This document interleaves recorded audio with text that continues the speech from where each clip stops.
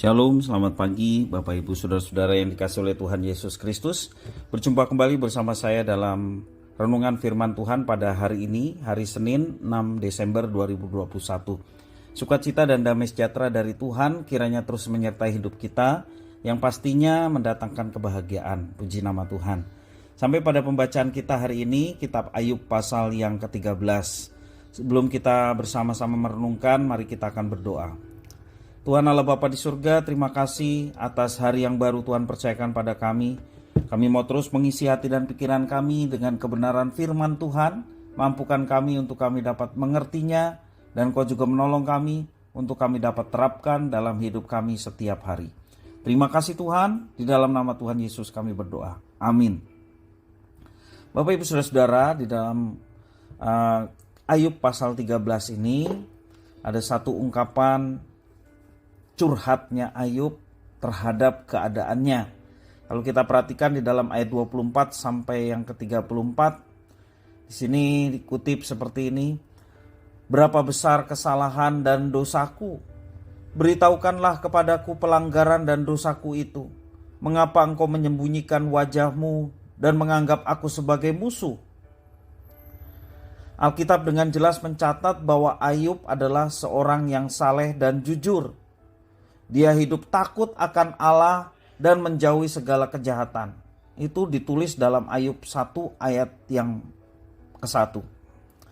Ini menunjukkan bahwa Ayub adalah orang yang hidupnya mengusahakan hidup benar dan tidak bercela di hadapan Tuhan. Itulah sebabnya ketika kesengsaraan dan penderitaan menimpa hidupnya, ia merasa berhak untuk bertanya kepada Tuhan, apakah ini tidak salah alamat, ataupun kenapa Tuhan memberikan semuanya itu kepadanya? Bukankah seharusnya orang fasik ataupun orang berdosa yang layak menerima segala penderitaan dan malapetaka yang dialami oleh Ayub? Nah, Bapak Ibu Saudara-saudara yang kasih oleh Tuhan, mungkin kita berpikir kenapa kok Ayub berkata demikian? Kan Tuhan menyediakan yang baik. Tapi kalau kita bersimulasi, seandainya kita jadi Ayub pun mungkin manusia kita akan bertanya seperti itu. Tetapi yang kita mau belajar adalah bertanyalah kepada Tuhan, maka kita akan mendapatkan jawaban yang tepat dari Tuhan. Nah, seringkali kita juga marah ya mungkin kepada Tuhan, menyalahkan Tuhan ketika melihat orang-orang di luar Tuhan hidupnya sepertinya aman-aman saja, baik-baik saja, sehat-sehat saja, makmur dan lain sebagainya. Pemazmur menasehati mengenai hal ini. Dikatakan dalam Mazmur pasal 37 ayat 1 sampai yang kedua, jangan marah karena orang yang berbuat jahat, jangan iri hati kepada orang yang berbuat curang, sebab mereka segera lisut seperti rumput dan layu seperti tumbuh-tumbuhan hijau. Sebagai orang Kristen, kita harus belajar memahami kehendak Tuhan, karena Dia memiliki sudut pandang yang berbeda dengan kita. Tuhan tidak pernah salah dalam setiap tindakannya. Segala penderitaan yang menimpa Ayub adalah ulah dari si iblis yang hendak menjatuhkan iman Ayub. Namun meski mengalami penderitaan yang luar biasa, Ayub tetap mampu bertahan karena dia bertanya kepada Tuhan dan Tuhan memberikan jawaban. Terlebih ketika dia menghadapinya, jawabannya adalah Tuhan memberikan kekuatan kepada Ayub untuk menanggung semuanya sehingga dia tetap bertahan. Bahkan Ayub masih bisa berkata, apakah kita mau menerima yang baik dari Allah tetapi tidak mau menerima yang buruk? Dalam kesemuanya itu Ayub tidak berbuat dosa dengan bibirnya. Itu di dalam Ayub yang kedua ayat yang ke-10, ketika dia berkata-kata terhadap istrinya yang diminta untuk mengutuki Tuhan. Nah, Bapak Ibu Saudara-saudara, kehilangan segala-galanya tidak membuat Ayub menjadi lemah, apalagi menjadi putus asa. Nyaris putus asa mungkin bisa terjadi, tetapi tidak putus asa. Bahkan teman-temannya mendakwa ya bahwa Ayub menjalani semuanya ini, penderitaan yang dialaminya oleh karena dosa-dosa yang telah diperbuatnya, sehingga itu menjadi hukuman. Teman-teman terdekatnya kelihatannya menasehati, padahal justru memberikan penghakiman kepadanya. Ya, karena nasihatnya terkandung tuduhan, kecaman terhadap Ayub, bukan malah menghibur dan memberi kekuatan kepada Ayub.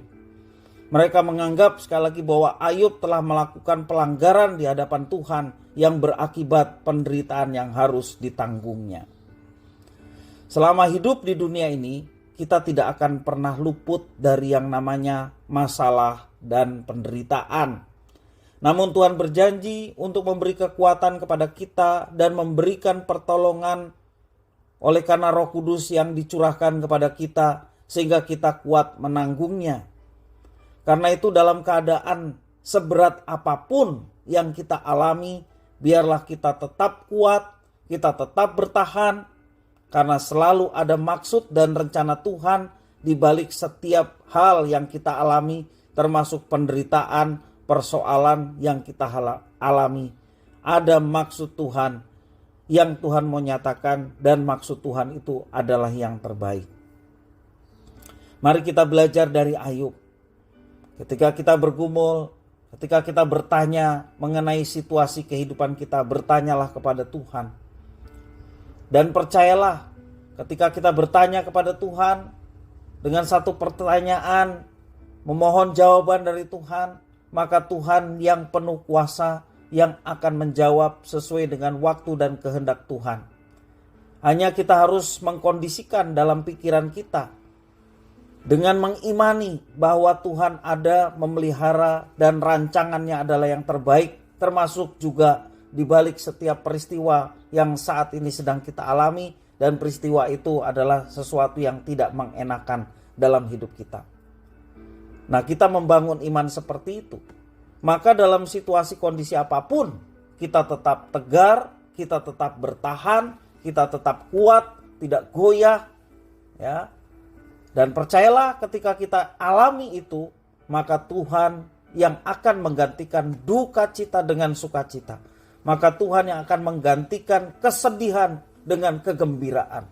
Tuhan akan menggantikan persoalan dengan penyelesaian yang Tuhan sudah siapkan buat setiap anak-anaknya yang dengan tekun bertahan di dalam iman percaya kepadanya. Kiranya firman Tuhan ini boleh menjadi berkat bagi kita sekalian. Mari kita berdoa. Tuhan Allah Bapa di surga yang kami puja, sembah dalam nama Tuhan Yesus.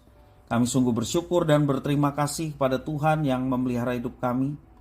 Dalam setiap pergumulan yang dihadapi oleh umat Tuhan, kami mau belajar seperti Ayub. Kami boleh bertanya kepada Tuhan, tetapi kami juga harus meyakini bahwa Tuhan merancangkan sesuatu yang baik di balik setiap penderitaan, masalah, ataupun tantangan dalam hidup yang sedang kami alami.